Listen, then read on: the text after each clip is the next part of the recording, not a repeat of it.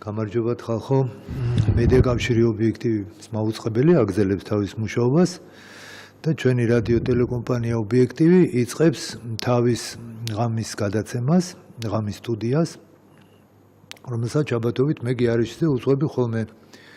შეგახსენებთ, რომ იმისთვის, რომ ჩვენ სტუმარს, რომელსაც წარმოგიდგენთ ახლა იმის მერე ჩვენთან დაკავშირების მისამართებს რომ მოგახსენებთ, გამოიყენეთ ეს მისამართები, ამაზე ეს მინდოდა მეთქვა, ეხლა ეს მისამართები გახლავან 2-388-105, 2-188-105 და ობიექტივი 2 ლატინური აზრებით, რათა ჩვენ სტუმარს ის კი გახლავთ ბატონი ამირან სალუქვაძე დაუკავშირდეთ ჩვენი ტექნიკური ჯგუფის მეშვეობით და გარწმუნებთ, რომ არავითარი გაცხრილო არ იქნება ზარების, როგორც ეს ჩვენთან არასდროს არ მომხდარა, თქვენი აზრები, თქვენი შეკითხვები კი ჩვენთვის ყოველთვის ძალიან მნიშვნელოვანია და გადაცემაში ძალიან თუ რამე აუცილებელზე არ ვსაუბრობთ, ან თუ სტუმარს შეწყვეტა დინება არ გამოდის, გავაწყვეტინოთ აზრი, წინ ამ შემთხვევაში აუცილებლად ეთერში მოხვდებით დაბკოლების გარეშე.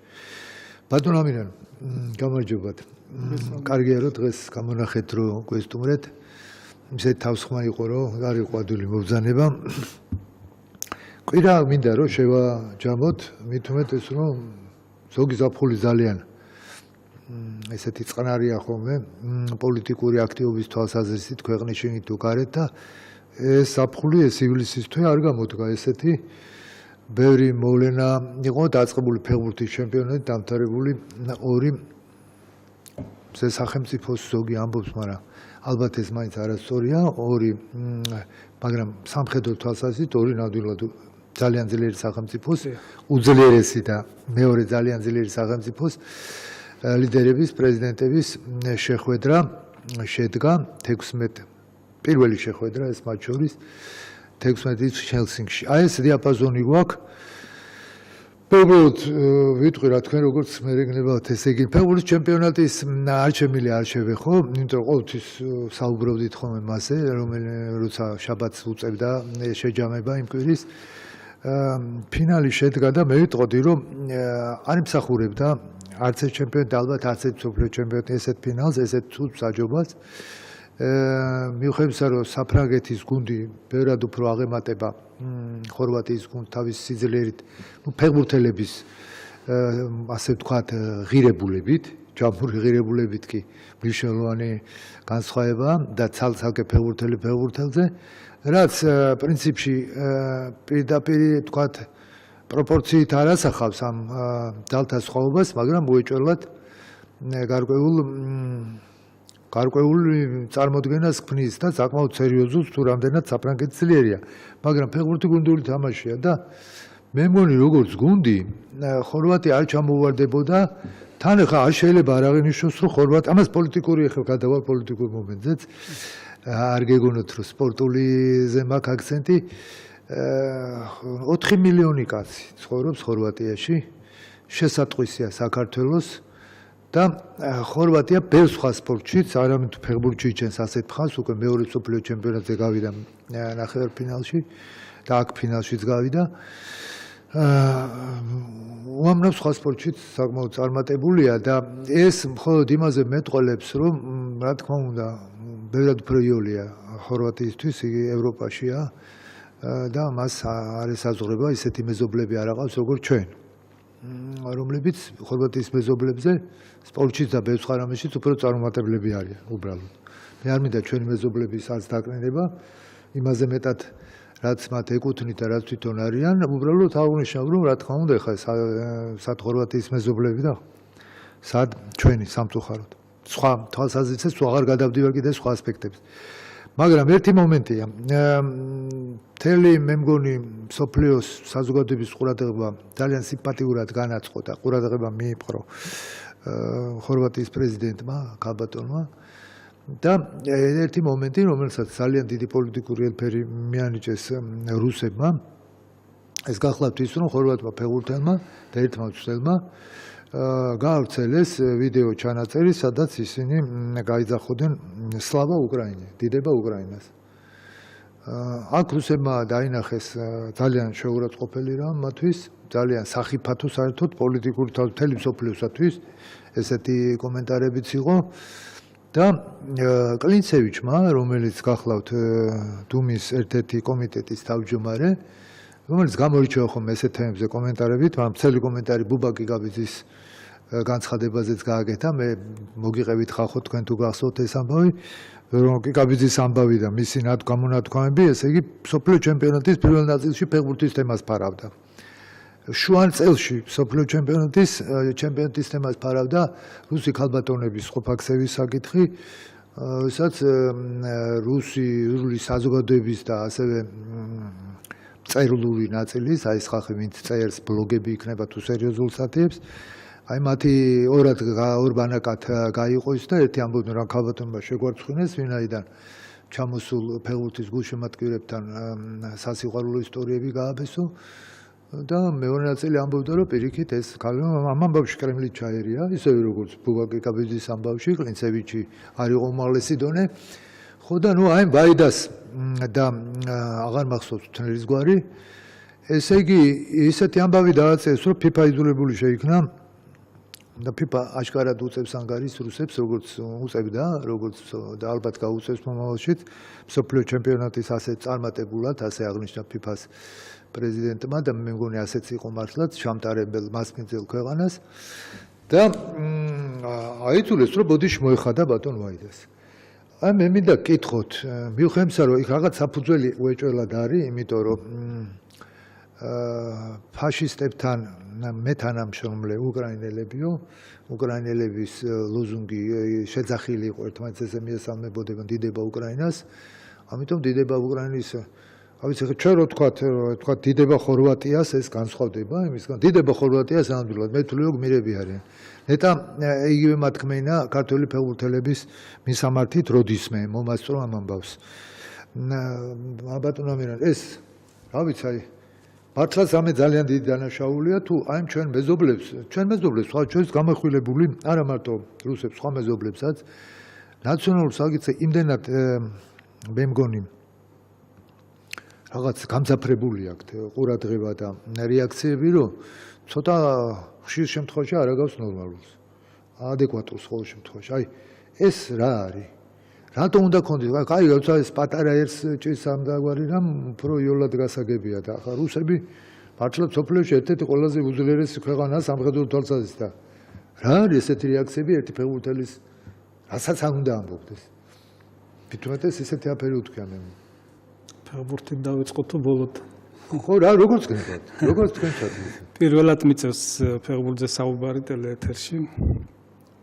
მაგრამ ჩვენ მიუხედავად იმისა, რომ ჩვენი ნაკრები სერიოზულ წარმატებებს ვერ აღწევს და ბოლო წლებში ფაქტიურად დამოუკიდებლობის ისტორიაში ვერც საკლუბო გუნდები თბილისის დინამოს შემდეგ ფაქტიურად ჩააკვდა ჩვენი წარმატებები. მაინც ფეხბურთის ქვეყანად ვითვლებით და ფეხბურთი ნუ ახლა ლელო შეიძლება უკვე ეჯიბრება, მაგრამ ფეხბურთი მაინც ითვლება ალბათ ჩვენთან ისე როგორც მთელ მსოფლიოში ნომერ პირველ სპორტად და როგორც ყველას ისე მეც მიყვარს რა თქმა უნდა ბავშვობიდან. რა შეიძლება ითქვას ამ ჩემპიონატზე? ორგანიზებას რაც შეეხება რუსეთს მაგის პრობლემა არ აქვს ნორმალურად ჩაატარეს გამოცდილია მე ესეც ოლიმპიადები და ასე შემდეგ ახლა მაგ საკითხებს არ შევეხები. უსაფრთხოებაზე თვეების წინ დაიწყეს საკმაოდ სერიოზული ზომების მიღება და იმ ქალაქებში სადაც ფეხბურთის თამაშები ტარდებოდა ფაქტიურად გააჩერეს ყველა საწარმო PSB-ს მოთხოვნით და ეს ძალიან ნიშანდობლივია მთელი ამ ერთი თვის განმავლობაში ეს საწარმოები ან არ მუშაობდა, ან მუშაობდა სპეცსამსახურების კონტროლის ქვეშ და ასე შემდეგ. ეხლა მე ეს რატომ მოვყევი, ალბათ ვერ წარმომიდგენია. საინტერესო დეტალს ვიტყვი, შეიძლება მაყურებელს უსაფრთხოების თვალსაზრისით. თქვათ ვიზით. კაცი ვერ ჩადიოდა რუსეთის ვიზაც ქონოდა მსოფლიო ჩემპიონატის დროს და კიდევ აქეთ-იქით დაადეს დღეები. თუ არ ექნებოდა ბილეთი, რომელიც რეგისტრირებული იქნება ფიფას მიერ და საშვი თუ არ ექნებოდა, რომელიც ფიფას გაცემული. და ამ ბილეთს რაც შეეხება წლის ბოლომდე ყველას ვისაც ჩემპიონატზე ბილეთი აქვს აღებული, ეშმაკურის ვლის ეს აქ ორ მიზანს აღწევენ, ერთი ისევ და ისევ პოპულარიზაცია რუსეთის და მეორე ეს არის დამატებითი შემოსავლები, რადგან ტურისტი ყველა შემთხვევაში რაღაც გარკვეულ თანხებს ხარჯავს და ის ტურისტები, რომლებიც ფეხბურთზე ჩამოდიან, ეს არ არის დაბალი ფენის ტურისტები, როგორც წესი, ისინი საშუალოდ ხარჯველები არიან. მაგრამ მეტწილად აქ მაინც პოლიტიკური დატვირთვა აქვს, პოპულარიზაციას ახდენენ რუსეთის და მსოფლიო ჩემპიონატი ამაში სერიოზულად დაეხმარა რუსეთს. რომ გავაგრძელოთ ახლა ფეხბურთზე, თქვენ მსაჯობაზე ბრძანეთ და პირველად ჩატარდა ვიდეო რეფერით მსოფლიო ჩემპიონატი და მე ვთვლი რომ გაამართლა, რადგან ძალიან ბევრი შეცდომა იქნა აღკვეთილი მსაჯების. ფინალს რაც შეეხება, მოდით ასე უნდა შევაფასოთ ჩვენ ეს ყველაფერი, რომ გრანდების ჩემპიონატები დამთავრდა. იმ კუთხით კი არა რომ აღარ მონაწილეობენ, თავისუფლად ვეღარ გზნობენ თავს. სერიოზულ კონკურენციაში აღმოჩნდა ყველა გრანდი და ეს ერთი და მეორე, გუნდურობა ახსენეთ თქვენ, გუნდურობა მოაქვს კარგ მწვრთნელთა შემადგენლობას, ანუ მწვრთნელთა გუნდს, მასზე ძალიან ბევრი არის დამოკიდებული, სხვათა შორის არგენტინამ ეს ვერ მოახერხა, გახლეჩილი იყო გუნდი. არა მხოლოდ წარუმატებლობის გამო ეტყობა შიგნითაც ვერ არის ისეთი ატმოსფერო. მე ვთვლი რომ ეს იყო მწვრთნელების ჩემპიონატი, ანუ გაიმარჯვა ტაქტიკამ, გაიმარჯვა სტრატეგიამ და გაიმარჯვა ერთსულოვნებამ, ანუ გუნდურობამ. ცოტა მსაჯიშებაც მე გვიგულისხმობ. ახლა ფეხბურთია და ხან გამართლება არის, ხან 10 ჯერ დაარტყამ, ერთჯერ ვერ გაიტან, ვიღაც 4 ჯერ დაარტყამს და 4-ვე ჯერ გოლი გააქვს. აი ესეთი სტატისტიკები. ამირან რა არის, ისეთ ძალიან ყურადღებით უყურე და არც 11 მეტრიანზე კიდე შეიძლება რაღაც ლაპარაკი. ფინალზე ამბობთ? დიახ, და არავითარ შემთხვევაში არ შეიძლება ლაპარაკი, ის პირველი ჯარიმა. ქონდა ეს რეაქცია და ბოდიში მოვიხადე, მე ვთვლი რომ წამიერად ხელი გაექცა ბურთისკენ და ეს მოძრაობა ნამდვილად, მოძრაობა კი ქონდა, მაგრამ ინტერპრეტირება უნდა ყოფილიყო. მოძრაობა უეჭველად იყო და ფორმალურად ის იყო. მაგრამ მაგის გარდა 4 გოლია მაინც. კი, კაცო, არა, ფრანგები რო ძლიერი ამაზე ლაპარაკი არ არის, მაგრამ ის ჯარიმა ჩემპიონატი კარგი იყო. გრიზმანი წაიქცა, მანამდე დაიწყო დაბარდნა, სანამ შეეხებოდნენ. კი, ეს დეტალებია მე მგონი. იქით იმსახურებს და ყვითელბარად. ჩვენ ასე წვრილმანებში არ უნდა შევიდეთ. კიმა დაზარალდნენ ხორვატები იყვნენ სხვა შორის არგენტინის გარდა ერთ-ერთი გუნდი, თუ არ მეშლება სხვა არ ვიცი, რომლებიც გამოდიოდნენ ნაციონალური გუნდით, არავინ არ ყავდათ მოწვეული და ეს ხორვატიაზე წამოვწიენეთ ჩემს Facebook გვერდზე, სადღაც მეორე თამაშის შემდეგ და ზუსტად ეს დეტალები ჩამოვთვალე, რასაც ბრძანებდით, ეს არის მოსახლეობა, ის მძიმე წლები, რაც გადაიტანა სახელმწიფომ,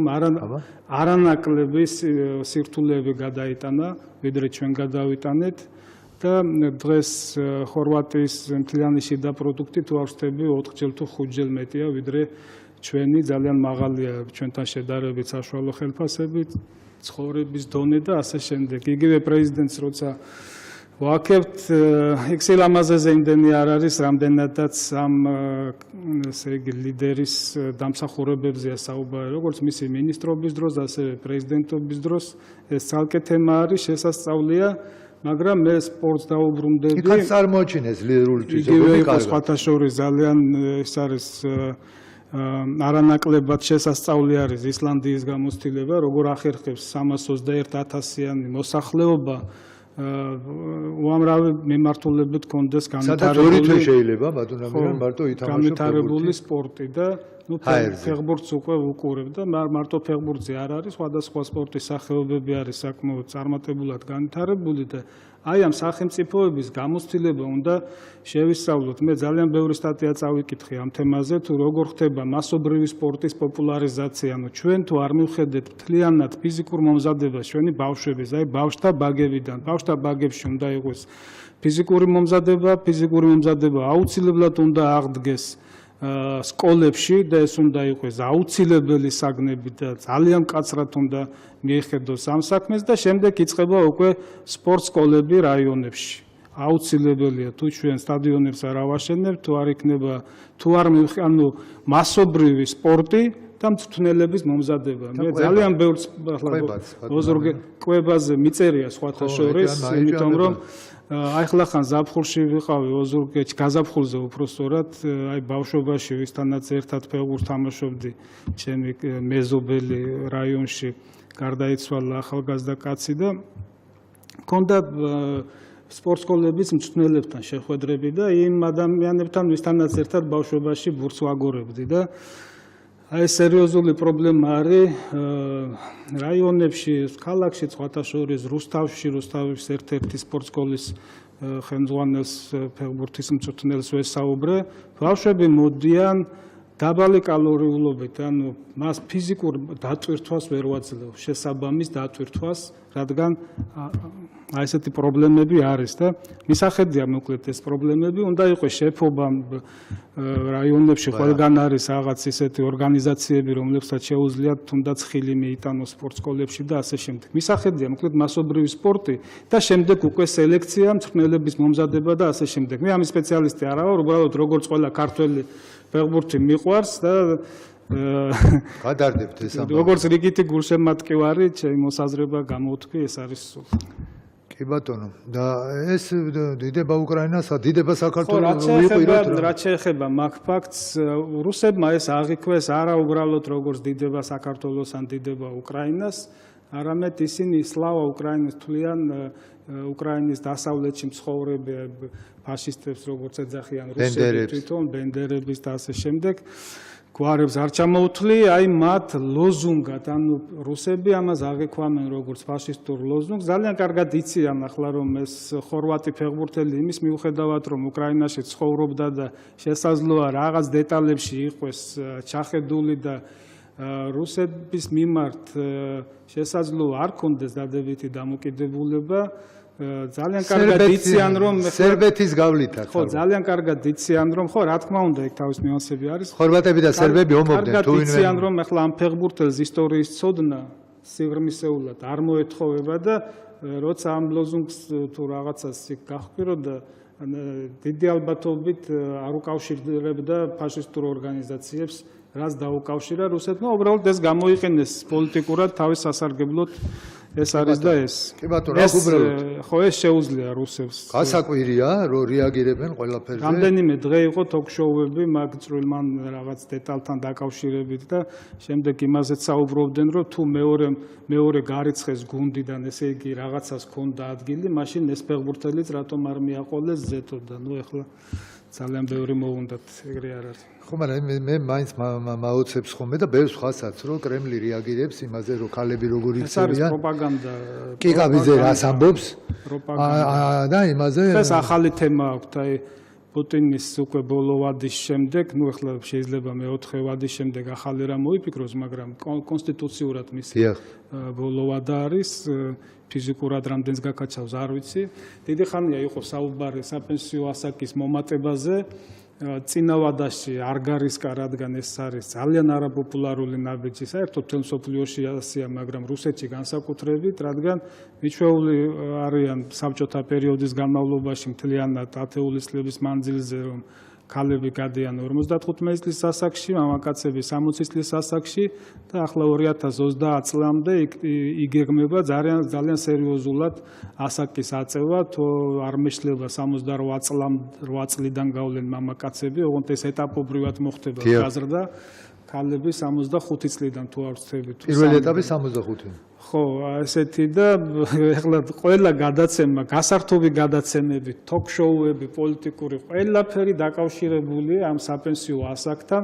გამოყავთ ასაკოვანი ცნობილი, ცნობადი სახეები, ცნობილი ადამიანები, რომლებსაც ალაპარაკებენ, აი, ნუ დაუშვათ 70 წლის მსახიობი გამოდის და ამბობს, რომ აი, როგორ შეიძლება მე როგორ მიწოდებთ პენსიონერს და ასე შემდეგ. აი, ჯამურად რო თქვათ, ამბობენ, რომ 60 წლიდან იწყება ახალი სინოცხე. ამას იმიტომ ყვები ახლა ენერგიის მოზღვავება, რომ მათ, ესე იგი, როცა ჭირდებათ, რომ რაიმე საკითხის წამოწევა მოახდინონ, მთელი საინფორმაციო მანქანა, რომელიც იმართება ერთი წერტილიდან, იქოქება ხოლმე და აი ამ თემების აჟიტირებას ახდენენ.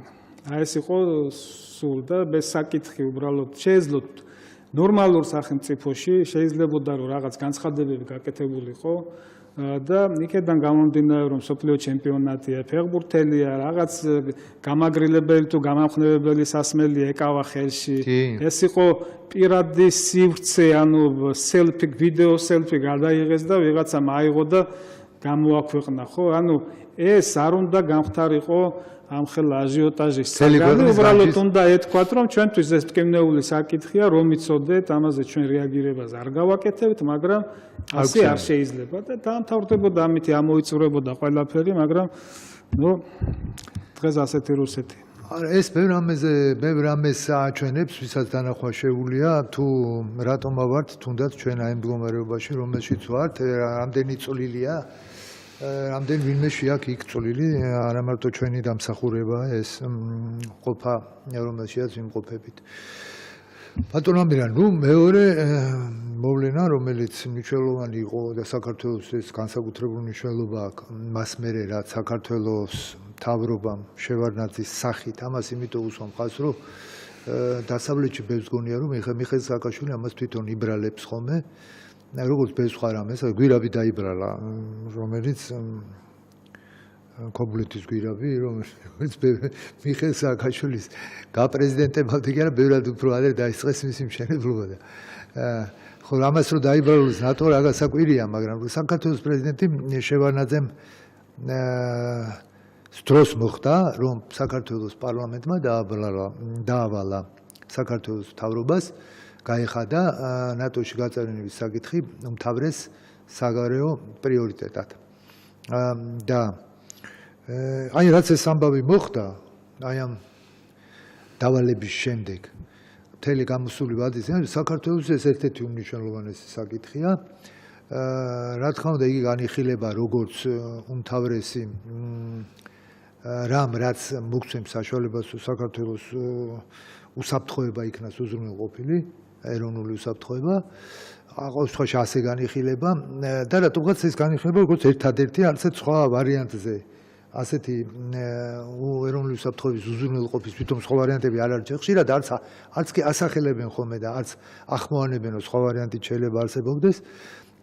რა თქმა უნდა, მე არ გულისხმობ რუსეთთან რამე ამ თვალსაზრისით ან ევრაზიულ კავშირს ან რამე სამხედრო ბლოკში შესვლას, რომელშიც რუსეთიც მონაწილეობს, ჯერჯერობით ყოველ შემთხვევაში და ალბათ უახლოეს და ცოტა შორეულ მომავალშიც. და ეს საჯადო ქვად გახდა, ხშირად თქვენ კარგად იცით და ჩვენ მოსმენელებაც, რომ ჩვენი მთავრობა და მისი წარმომადგენლები აჩენდნენ და დღესაც აჩენენ, აი ამ სამიტის წინაც აჩენდნენ თქვა უსაფუძვლო იმედებს. არ ამბობენ იმას პირდაპირ, რაც რეალურ სურათი რასაც შეესაბამება და მე ის იმედგაცრუება, რაც ქართულ მოსახლეობაში სხვადასხვა ტიპის იმედგაცრუება ხდება მთელი 25 წლის განმავლობაში და კიდევ უფრო აღრმავებს სკეპტიციზმს, შეიძლება ანტიდასავლურ განწყობილებებსაც მნიშვნელოვნად, თუმცა ეს არ არის ერთადერთი წყარო და არც უმთავრესი. და რატომ ჯერთი მეტი შეკითხვა ის არის, რომ რატო ხდება ეს, რატო ვაკეთებენ ისეთ კომენტარებს? აი ხაც ამ სამიტის წინ იყო ისეთი მოლოდინები, რომ ვითომ პირდაპირ ჩვენ შეიძლება მაპის გარეშე, გაერთიანების გეგმის გარეშე პირდაპირ რაღაც, ან შეიძლება რაღაც განსაკუთრებული განცხადება, არა და ეს იმაზე მეტყვის, ჯერთი რატო აკეთებენ ესეთ განცხადებებს? თუ არ იციან რა იქნება? მეორეც ერთი, რატო არის რომ არ იციან? ესენი ვერ მუშაობენ კარგად? მე არ გულისხმობ იმ პროგრამებით მუშაობას, რომელიც ნატო საქართველოს ეგიდით და ამ ორი ურთიერთობის სამხედრო გნებიერ სხვა ტიპის ურთიერთობებს რო ეხება. რატო არ მუშაობენ შიგნით, არ ვიტყვი ინსაიდერულ მუშაობას და არ იციან რა არის მოსალოდნელი, რა არის არ მოსალოდნელი, რა ეს რა არის? როგორ შეიძლება თუ თავის მტრები ვართ ჩვენ რომ გამოდივართ ესეთ რამებს ვამბობთ, რაც არაფერ კავშირში არ არის რეალობასთან. უკვე მერამდე თავის მტრები ვართ. ორად გავყოთ მაშინ, ანუ თქვენ ისაუბრეთ შეიძლება პირდაპირ კითხვა დავსვათ, რატომ ნატო? რატომ ნატო გასაგებია, რატო სხვა ვარიანტიც არა? ხო, კი, მაგას ვსაუბრობ, რატომ ნატო ნიშნავს, რომ სხვა ალტერნატივებიც უნდა განვიხილოთ, თუ შეიძლება რაიმე არსებობდეს. დავიწყოთ იქედან, რომ ჩვენ ერთ-ერთ ალტერნატივაში ვიყავით, ეს არის DST და კუხო. DST ნამდვილად არ გულისხმობს. ხო, არა, მე ვამბობ, რომ ვიყავით, ხო. ანუ როცა საუბარია იმაზე და რუსები დღემდე ვერ ხვდებიან, რატომ მივდივართ ჩვენ ნატოსკენ და სხვათა შორის დღეს ერთ-ერთმა პროდასავლურმა მოაზროვნე პოლიტოლოგმა ესაუბრა რუსულ ტოქ-შოუში თვითონ რუსებს, რატომ ილტვიან სხვა სახელმწიფოები ნატოსკენ. ეს იქნება აღმოსავლეთ ევროპა, იქ ახლა მონტენეგრო, სხვა სახელმწიფოები, რომლებიც ახლახანს მიიღეს და იგივე უკრაინა და საქართველო. რუსეთს ვერ გაუგია ეს, ნუ პრინციპში ძალიან კარგად იციან, მაგრამ რატომღაც ესე არიან მომართულები, არ წავალ ახლა მაგ მიმართულებით, მოდით ესე იგი გავიხსენოთ. ვიყავით ჩვენ DST-ში. დიახ. პირველი ომის შემდეგ გულისხმობ აფხაზეთის ომს და ვიყავით ეგრეთ წოდებულ ოდკბ-ში. სრულყოფილად წარმოდგენილები. შემდეგ ნელ-ნელა დაიწყო 98 წლიდან თვალსთები ოდკბ-ში უკვე დამკვირვებლებად ვიყავით და ასე შემდეგ. მოლოდინი აი ამ ორგანიზაციაში გაწევრიანების იყო ტერიტორიული მთლიანობის აღდგენა. ჩვენ მაგის ნაცვლად მივიღეთ იგივე ორმაგი სტანდარტები რუსეთის მხრიდან, ერთი მხრივ დაპირებები, მეორე მხრივ სეპარატიზმის წახალისება, შეარაღება, სპეციალისტების მომზადება, იქ თავისი ნამესნიკების დანიშვნა და ასე შემდეგ. პასპორტიზაცია, ქართული მოსახლეობის შევიწროება და სხვა და სხვა და სადაზვერვო სახსრის დახმარება და ყველა ტიპის კონფლიქტის გაყინვა. აი ამას ჩვენ უყურებდით 13 წლიდან, როცა დამთავრდა ომი, იქედან მოყოლებული დღემდე გრძელდება. ანუ ვისაც ჯერა რომ დღეს დაუშვათ ვექტორის შემოტრიალებით რუსეთში, კრემლში რაიმე შეიცვლება და ჩვენ რაიმე სარგებელს მივიღებთ, ну რა ვიცი, მე სკეპტიკურად ვარ განწყობილი და პირდაპირ ვიტყვი უარყოფითად ვარ განწყობილი. თუ ჩვენ დასავლეთმა დაგვაყენა მაგ რეალობის წინაშე, დასავლეთს ეს ბუმერანგივით უკან დაუბრუნდება. ნუ აქვთ მაგის იმედი და ეს განცხადებები დღეს რაც კეთდება, არის პირველ რიგში დასავლეთისთვის არის ცუდი და იმ ფასეულობებისთვის, რის ირგვლივაც გაერთიანებული არის ნატო, ევროკავშირი და ასე შემდეგ. რა სხვა ალტერნატივა შეიძლება არსებობდეს? ჩვენ არ გვესაზღვრება გვერდით ისეთი სახელმწიფოები, რომლებთანაც შეიძლება რომ ჩვენ ვიყვეთ რაღაც სამხედრო კავშირში და მივიღოთ უსაფრთხოების ზის თანადგომა და უშუალოდ როგორც არის აზერბაიჯანი და თურქეთი, რუსეთი და სომხეთი და ასე შემდეგ, ხო? ეს არჩევანი ჩვენ არ აქვს. ერთადერთი შესაძლებელია, რომ ამერიკის შეერთებულ შტატებთან, რომელიც ითვლება ჩვენ სტრატეგიულ პარტნიორთან, რაღაც მსგავსი ორმხრივი ხელშეკრულება თანამედროვე გაღრმავდეს. არ მგონია რომ ამაზე არ მუშაობდეს ხელისუფლება, მაგრამ ეს ასე მარტივად გადასაწყვეტი ალბათ არ არის და მით უმეტეს იმ პერიოდში ეხლა ჩვენ რა პროცესებსაც ვაკვირდებით და ალბათ ვისაუბრებთ ტრამპ-პუტინის შეხვედრაზე. მარტივად ვიყოდი დარწმუნებული ვარ ბატონო ამირან, რომ ჩვენი ხელისუფლება არა მარტო დღევანდელი ამ შესაძლებლობებს, რომელიც არის, რომ იქ იმუშაონ ინტენსიურად, იცით რა გულისხმობ, შეიძლება თავგადაკრულმა მიმუშაოთ, ძალიან დიდი რესურსები დავხარჯოს, ფინანსურიც და ადამიანურიც და არაფერი არ გამოვიდეს. ამ წარმატებას ვერ მივაღწიოთ, აი ესეთ ორხრივ ხელშეკრულებას, როგორც თქვა, ტაიმანსაა კანთან თუმცა უფრო ნაკლებს, მაგრამ მაინც ოხრივს. მაგრამ ალტერნატივა სხვა ხო არ არის. ნატო ნამდვილად არ არის ალტერნატივა დღევანდელ პირობებში, თუნდაც შორეულ მომავალს არ ვიცი, მაგრამ ნუ ახლა რაღაც საშუალო მომავალში არ ჩანს ესეთი რამ. მაგრამ როცა ეს 25 წლის განმავლობაში თუ არა 20 თუ არა 18 წლის განმავლობაში ამაზე მუშაობა შეიძლებოდა, მაგრამ არ გაკეთებულა ეს. ნამდვილად არ გაკეთებულა და რაღაც საერთო თუ რამეს აიფაფხურებს ეს სრულად არასაკმარისია, ამას საერთოდ არ გულისხმობ მე გულისხმობ ძალიან სერიოზულ. თუნდაც ბილი ძალის ისეთი ინსტიტუტების ჩამოყალიბებას, შეერთებულ შტატებს აქვს საქართველოში ესეთი ოფიციალური ინსტიტუტები. ნუ საქართველოში ამერიკის ინტერესების განვითარება და დაცვა მოხდეს. საქართველოს არ უნდა კონდეს ესა? ეს სასაცილო არ არის კაცო. თუ რა თქვი ვიძახით ჩვენ ამის შეფული არა გვაქვს. ამის ფულს ქართველი საადვანიავებთ ახლა ნუ მათქმენოთ რა.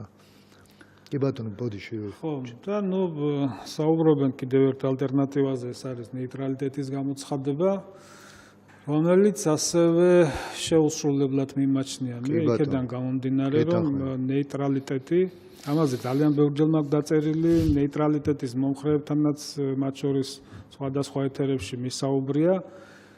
თუ ძირითადი მოთამაშეები, ანუ რეგიონის წამყვანი აქტორები, რუსეთი, თურქეთი, ამერიკის შეერთებული შტატები, ევროპა მთლიანად რომ ავიღოთ, ეს ევროკავშირი იქნება ნატო თუ ევროპის წამყვანი სახელმწიფოები, ვისაც ინტერესები გააჩნია სახელმწიფოში, ჩინეთს გააჩნია სერიოზული ინტერესები რეგიონში მთლიანად როგორც სატრანზიტო დერეფანი და ასე შემდეგ, თუ არ შეთანხმდნენ ნეიტრალიტეტზე, ნეიტრალიტეტი ვერ შედგება. ეს არის გამორიცხული. ამ ძირითადი აქტორების შეთანხმება ნეიტრალიტეტთან დაკავშირებით ძალიან რთულია. ნუ ეხლა თუ ტრამპი და პუტინი შეთანხმდებიან და ჩვენს უსაფრთხოებას უზრუნველყოფენ, ჩვენ წითელი ხაზი იციან, ეს არის ტერიტორიული მთლიანობა.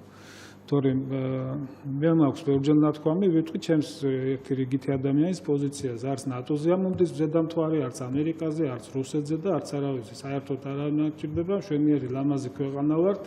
თუ შეგვეშვებიან, მაგრამ არ ხდება ეს ეხლა მე გლეხურად ვლაპარაკობ. არ ხდება ეს მსოფლიოში. აგაშენად მაჯობებდა მაგას. თორემ კარგია.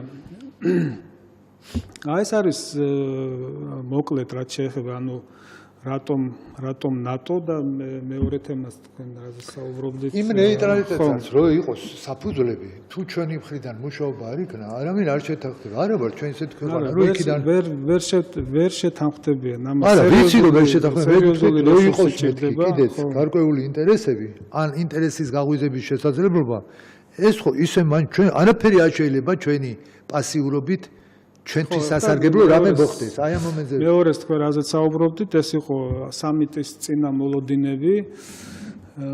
ნუ არ ვიცი ახლა მე თვალს ვადევნებ და არ მინდა ახლა მთავრობის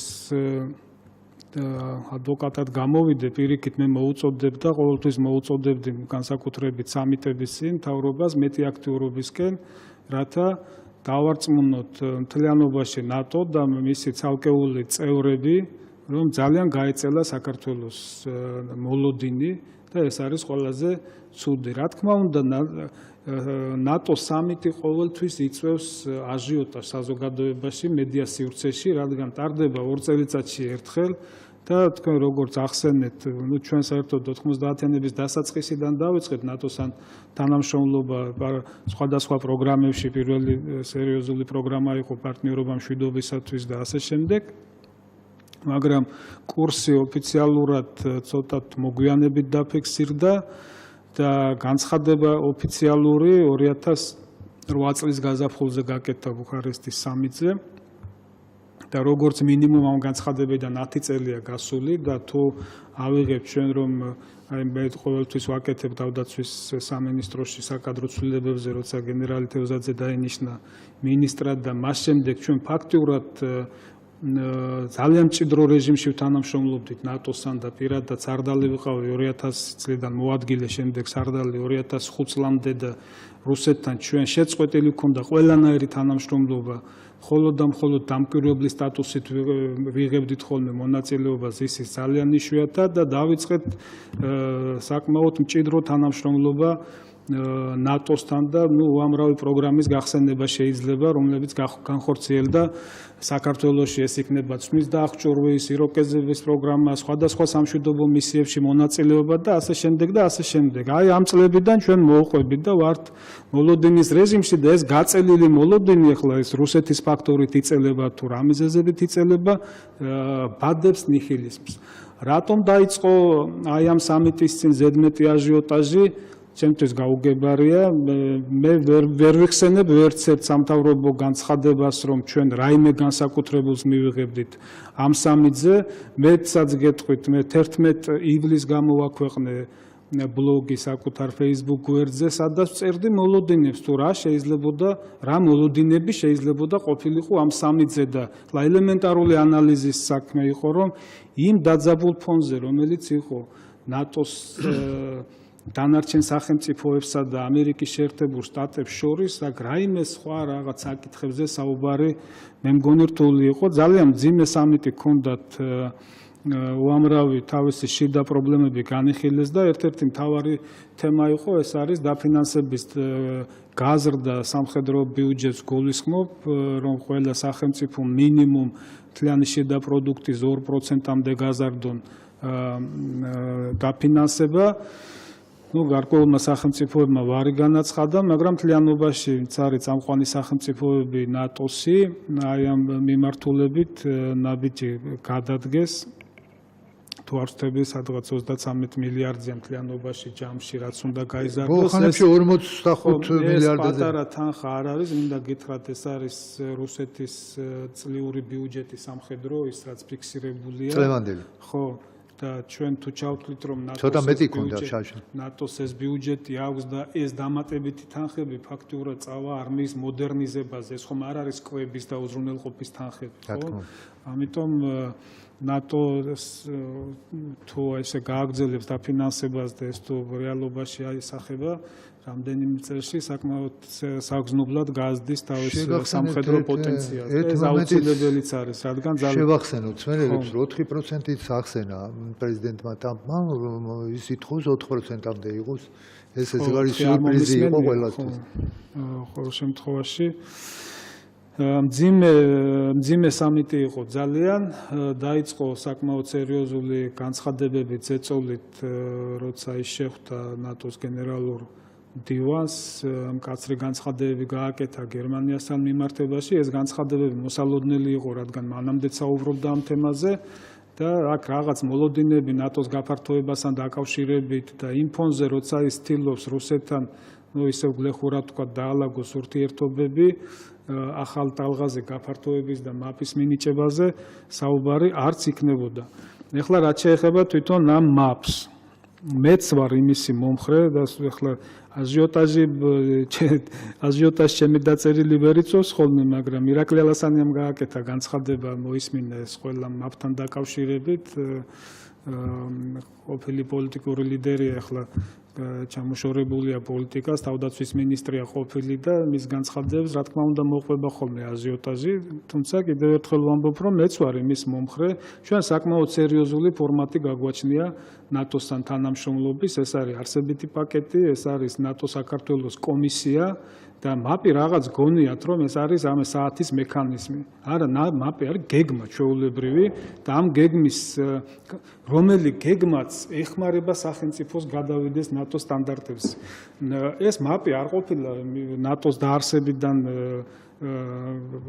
დღემდე. მაპი შემოიღეს 99 წელს, როცა პირველი ტალღა განხორციელდა ნატოს გაფართოების საბჭოთა კავშირის დაშლის შემდეგ. მანამდე უამრავი სახელმწიფო შეუერთდა ნატოს ყოველგვარი მაპის გარეშე. იყო იქ რაღაც სხვადასხვა ფორმატები, მაგრამ აი ესეთი რასაც გეგმის სახე მიეცა და სტანდარტი გახდა, რომ ნებისმიერი სახელმწიფო აცი თუ გახდება ნატოს წევრი, მხოლოდ აი ამ ესე იგი გეგმას გაივლის. დაინახეს აი პირველი გაფართოების შემდეგ, მაშინ ჩეხეთი, პოლონეთი და უნგრეთი გახდა თუ არ ვცდები ნატოს წევრი 99 წელს. 9 ქვეყანა. ხო, არა, სამი სახელმწიფო გახდა პირველი. სამი და შემდეგ 6 კი ბატონო, ეს იყო უკვე 2004 წელს. კი, ჩაედია ბუშის 99 წელს, როცა ეს სამი სახელმწიფო გახდა, დაინახეს უბრალოდ რომ ძალიან სერიოზული განსხვავებები იყო უამრავ სფეროში, ეს იქნება ეკონომიკა, ეს იქნება პოლიტიკური მოწყობა, თავდაცვის სფერო, იურიდიული საკითხები და ასე შემდეგ. დემოკრატიის მოწყობაში ვიგულისხმე. კი, ხო. და აი ეს მაპი ზუსტად აი ამ სფეროებში მოიცავს კონკრეტულ გეგმებს, იწერება სამოქმედო გეგმები ყოველწლიური და ამ გეგმების მუდმივი, ესე იგი, კონტროლი ხდება ყოველწლიური ანგარიშებით. და ჩვენ ასეთ ანგარიშებს და ასეთ თანამშრომლობას წლებია გავდივარ და ნებისმიერი პროგრამის პარგლებში, პაკეტის ფორმატის პარგლებში ეს იქნება ნატო საქართველოს კომისია თუ არსებითი პაკეტი, შეიძლება ეს განხორციელდეს ფარულად, ეს მოსალაპარაკებელი მეტი ჩვენ ხო წვლილი შეგვაკაცო საერთაშორისო არა, ეს სხვა თემა არა, ეს სხვა თემა არის, აბსოლუტურად ქვეყანას არ შექონდა. აბსოლუტურად არ ეხება ეს გაწევრიანების სამოქმედო გეგმას. სამოქმედო გეგმა სხვა არამე არის. უბრალოდ კიდევ ერთხელ ვამბობ, გეთახვევით. როცა ქვეყანას ანიჭებენ ამ ეგრეთ წოდებულ მაპს რუსეთისთვის ეს არის როგორც ხარისთვის წითელი ფერი. კი ბატონო. ანუ ეს ნიშნავს, რომ წამზომი ჩაირთო. ეხაც გააკეთა განცხადება. ხო, და ამიტომ ვამბობ მე რომ მაპი დაწერილი მაქვს ბევრჯერ და ხელს ვაწერ ამაზე რომ ეს საფრთხის შემცველი ამის მინიჭება ჩვენთვის. დიახ, ზრდის ან რუსეთი უნდა შეაგუოს დასავლეთმა რომ ეს მოხდება და ხო და ამით დამთავრდეს უნდა ყველაფერი და შემდეგ კი ბატონო თუ გინდათ მაპი გამოაცხადონ და რაც უნდათ ის უკვე აღარ იქნება პრობლემა ან ეს უნდა მოხდეს სხვაგვარად სხვა რეალობაში აღმოჩნდა საქართველოს ჩვენ არ აღმოჩნდით იმ რეალობაში რომელ რეალობაშიც იყო უნგრეთი, ჩეხეთი, სლოვენია, სლოვაკეთი, ბალტიისპირეთი და ასე შემდეგ. აი ეს უნდა იქნას გათვალისწინებული. და იმ განწყობებს რაც შეეხება კიდევ ერთხელ ვამბობ, იყო აჟიოტაჟი. ხო, და აუცილებლად ერთს უნდა შევეხო კიდე თქვენ ბრძანეთ რომ ვერ ვახცევ ჩვენ ამ საკითხებში წარმატებებს. ბევრჯერ მაქვს ნათქვამი, მე არავის არ ვერიდები. რადგან წლებია ჩვენ ამ პროცესებს უყურებთ. ჩვენ ვერ შევთანხმდით პოლიტიკური სპექტრი ძირითად იდეებზე სახელმწიფოს განვითარების და კონკრეტულად ეს არის საგარეო ვექტორი. აი როცა მოგწონს ისლანდიის მაგალითი რატომ არიან წარმატებულები, მოგწონს ხორვატიის მაგალითი რატომ არიან წარმატებულები და ასე შემდეგ სხვა სახელმწიფოები. ჩვენ უნდა ჩამოყალიბდეთ და ავირჩიოთ მიმართულება და მე მგონი ჩამოყალიბებული ვართ და არჩეული ვართ გვაქვს და აი ამ მიმართულებით უნდა ვიყვეთ ერთიანები. სანამ რუსეთი დაინახავს რომ საქართველოში ყოველთვის ეყოლება დასახდენი ძალები, რომლებიც აი ამ მიმართულების წინააღმდეგი იქნებიან, ჩვენ ვერაფერს ვერ მივახცევთ. პოლიტიკურ სპექტრში ესეთი შეუთანხმებლობა როდის არის? ვინ აცხადებს თქვა პოლიტიკური ძალა ღიად რომ დასავლეთი არ იყოს ვექტორი ან ნატოში მუშაობ თანაც. ხო, ბევრია. ესეთი ვინ არის მოვალი? მე არ ვიცი ეს. ნუ მეტად მიადევნეთ მაშინ თვალი. მე არ მინდა ამ თემაზე ახლა პოლიტიკურ არაფერი არ მეშლება. უამრავი პოლიტიკური ძალა არის ნატოს მომხრე, ისა ნატოს წინააღმდეგი, უამრავი პოლიტიკური ძალა არის და კი და მთელი შემოჭრა შეიძლება, მაგრამ ამას არავინ არ გულში არა, როგორ ლაბარას ვამბობთ. მე არ გამიგე ესეთი განცხადება ოფიციალურად. ეს უკავას რო ქონდა პარტია, მაშინ იყო რაღაცა, მაგრამ მე ეს ეთყობა პოლიტიკური ძალა თვითონ ადევნებთ თვალს და კი ბატონო, კარგით, დაურვადებით, რაღაც თქვენ არ გინდათ, მე უბრალოდ მინდა არა, რა მინდა ახლა პარტიების ჩამოთვლა დავიწყო და ამაზე საუბარი, რამ ყველა მიცის ეს და მაგის გარდა მოსახლეობაშიც არის მთელი შემოტევები მქონდა სოციალურ ქსელში კომენტარები და პირადი მიმოწერები. სამიტიდან დღემდე, ანუ მე ვამბობ მოსახლეობიდან დამთავრებული პოლიტიკური პარტიებით. ეგ რომ არის, სწორედ იმიტომ ვისაუბრეთ ჩვენ მოლოდინებზე. პოლიტიკურ ძალებზე ვსაუბრობ, პოლიტიკურ ძალებზე. პოლიტიკურ ძალები ნამდვილად არ ვიცი მე. ეგეთი შეიძლება იმას რამეა განცხადება გააკეთებული ბურჯანაძის პოლიტიკურ ძალას. ნუ განცხადება მხოლოდ მაგაზე არ არის საუბარი, მე ბევრჯერ მაქვს მოწოდებული რომ თუნდაც პროდასავლური ძალები კი ბატონო კონდეთ ახლა თავისი ორიენტაცია ჩრდილოეთისკენ პრობლემა არ არის უბრალოდ ლანგარზე გამზადებულად წინასწარ ნუ დაულაგებენ რუსეთს ნეიტრალიტეტის თემას და ასე შემდეგ ეს წამგებიანია ხო თქვენ ნეიტრალიტეტსაც თუ იმის საწინააღმდეგო კი ბატონო ნეიტრალიტეტი ნატოს საწინააღმდეგო მე ხო ჩამოთვალე რა ალტერნატივები ხო რა თქმა უნდა პრინციპში კი თუმცა მამალმა შეიძლება იკამათოს რომ მე ამას არ შეეხება საგარეო არენაზე კიდევ ერთხელ ვამბობ იქ პოლიტიკური ძალები უნდა მოქმედებდნენ შეთანხმებულად არ არის მომგებიანი როცა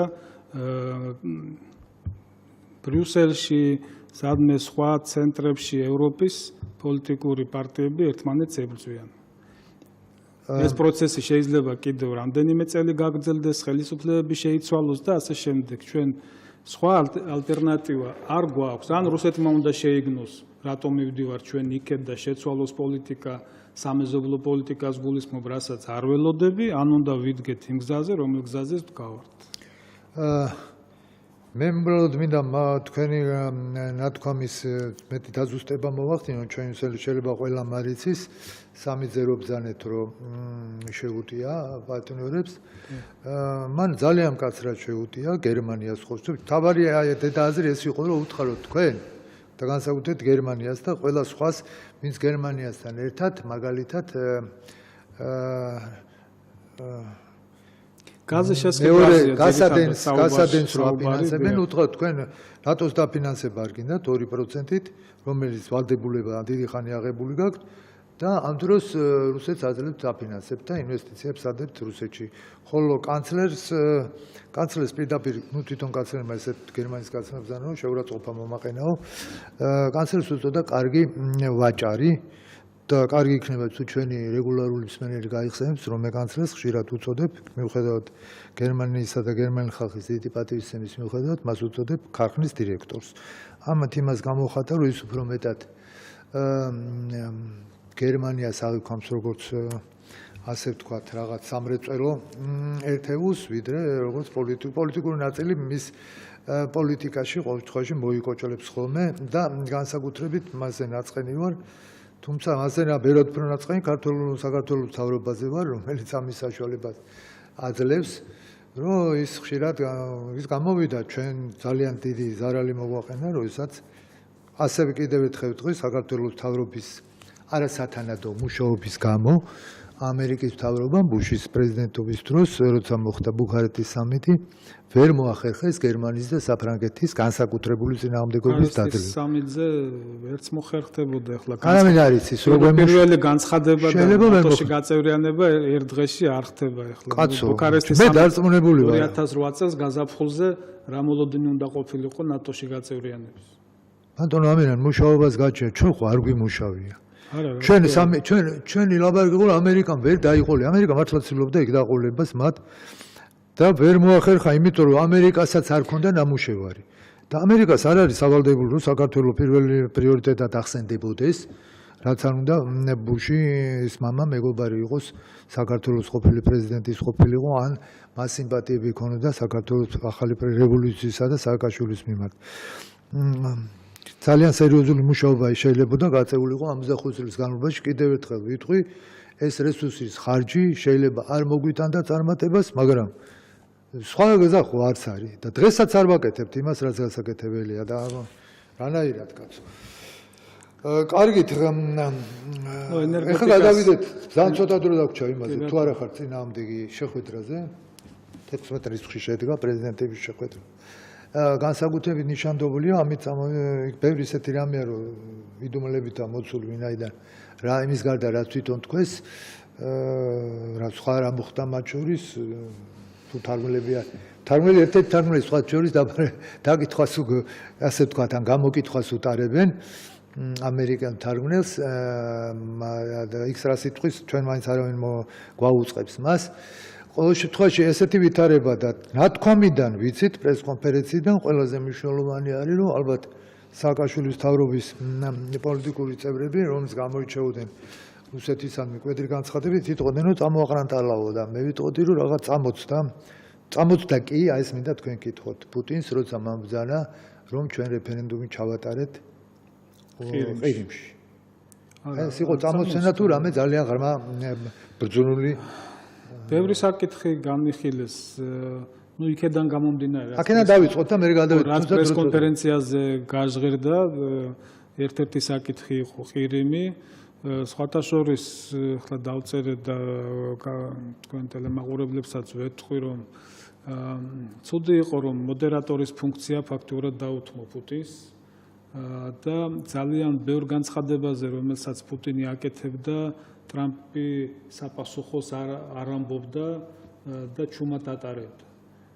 ქონდა ხოლმე მას რაღაც მოკლე რეპლიკები, მაგრამ უამრავი საკითხი გაატარა უპასუხოდ და მე ველოდი, რომ იმ საკითხებზე, რაზეც პუტინი საუბრობდა, ტრამპი აუცილებლად რაიმე რეპლიკებს გააკეთებდა. ერთ-ერთი იყო, რა თქმა უნდა, ყირიმის საკითხი. ყირიმზე რუსეთის პრეზიდენტმა თქვა, რომ ამერიკის პოზიცია ჩვენ ვიცით უცვლელია, ანუ მან დააფიქსირა ეს, რომ ამერიკა აღიარებს რუსეთის უკრაინის ტერიტორიულ მთლიანობას. ეს უთხრა, რა თქმა უნდა, და პუტინმა ამის შესახებ თქვა, მაგრამ დააყოლა, რომ რუსეთისთვის ეს საკითხი არის დახურული, მან თქვა, რომ იმოქმედეს გაეროს წესდების თანახმად, ახლა რამდენად ღრმად იყო ჩახედული ამ ნიუანსებში ამერიკის პრეზიდენტი, არ ვიცი, უჭკუოდ ნამდვილად დავრთვლი, მაგრამ მე ვფიქრობ, რომ მას უნდა გაეკეთებინა მაინც განცხადება, რაღაც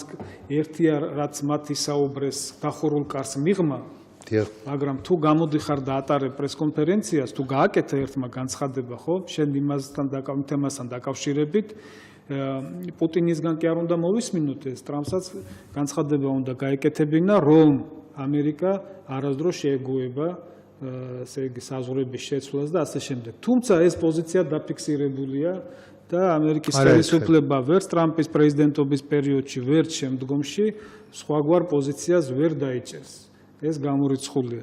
მეორე მხარეა, რომ ეს არის რეალობა ამ პერიოდში რუსეთი უკან დამხევი არ არის და ომით ამ საკითხს დასავლეთი რუსეთთან არ გადაჭრის. შესაბამისად, სანქციების პოლიტიკა გაგრძელდება მრავალი წლის განმავლობაში. არ უნდა გქონდეს ჩვენ ახლა რაღაც პროპაგანდისგან, რომელსაც რუსეთი აქტიურად იყენებს, იმის მოლოდინები, რომ აი ამ სანქციურ პოლიტიკას დასავლეთი შეამცირებს, რადგან ჩიხური სიტუაცია ამერიკას პირდაპირ საკანონმდებლო დონეზე ბიუჯეტში აქვს გაწერილი.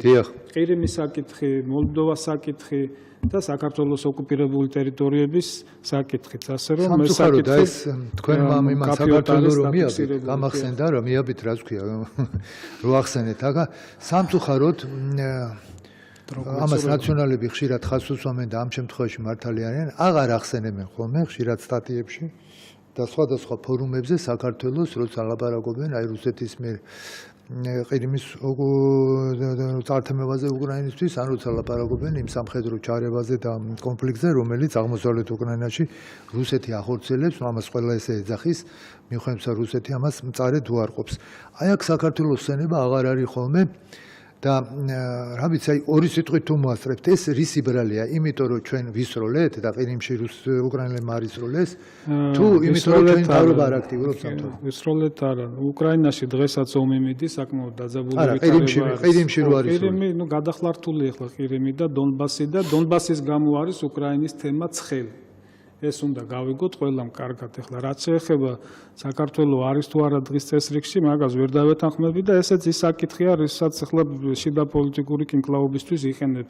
მე ვერ მოვასწრებ იმ ყველაფრის ჩამოთვლას, რაც საქართველოსთან დაკავშირებით ხდება გინდათ გაეროში, ევროკავშირში და ასე შემდეგ უამრავ საერთაშორისო ორგანიზაციებში, რეზოლუციები, გადაწყვეტილებები, რაც არის სტოლბილების დაბრუნებასთან დაკავშირებით და ასე შემდეგ. ეს საკითხები არის დღის წესრიგში და აი ამ არა, დღის წესრიგში უეჭველად არის. მე გითხარი, შეეხება იმას, რომ ტრამპს და პუტინს უნდა ელაპარაკა თუ არა საქართველოზე, მე წინასწარ დავწერე, რომ არ ელაპარაკებდნენ საქართველოზე, რადგან ტრამპი თუ წამოწევდა საქართველოს საკის დაუშვათ ნატოში გაწევრიანებასთან დაკავშირებით, ეს ნიშნავს იმის აღიარებას, რომ რუსეთს ეკითხებიან ჭკუას, მაშინ კარგავს ძალას ყველა ის განცხადებები, რაც მანამდე კეთებოდა, რომ ნატოს გაფართოება არის მისი წევრების საქმე და არა რუსეთის. რუსეთი შესაბამისად საქართველოს საკიც უბრალოდ არ წამოწევდა და ეს მოლოდინები ჩვენ არ უნდა გქონოთ. კი ბატონო, ბატონი ამირან სალუქვაძე გესაუბრებოდათ, გენერალი გახლავთ.